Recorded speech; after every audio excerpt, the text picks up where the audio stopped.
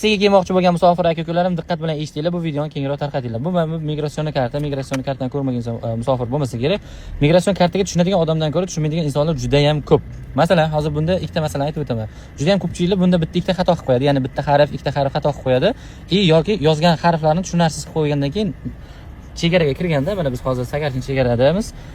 Chegaraga kirgandan keyin bular tekshirmaydi, harflar umuman tekshirmaydi. Bular faqat mana kodni, seriyani yozib qo'yadi, bazaga urib qo'yadi, bo'ldi. Lekin sizda ism familiyada yoki pasport seriyada tug'ilgan sanangizda bitta xato bo'ladigan bo'lsa, patent bermaydi. Kirish qilishingizga yoki navbatda shtraf to'lab qaytadan olishingizga to'g'ri keladi. Xo'sh, bunga keladigan bo'lsak, keyingi xato mana bu hozir mana ukamiz to'ldirgan Rossiya Federatsiya, RF qilgan. Bu Rossiya Federatsiyasi degani hamma joyga o'tadi. Vladivostok, Moskva, Peter farqi yo'q. Rossiya Federatsiyasining polnisi.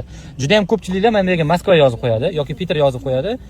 Undan keyin u yoqqa borgandan keyin yo ishi o'zgarib qoladi, ishi bo'lmay qoladi, yo boshqa joyga patent qilish kerak bo'lib qoladi. Yana kredit qilishga to'g'ri keladi. Iloji boricha, imkon boricha shu yerga yozganda RF yozsanglar Rossiya Federatsiyasi bo'ladi.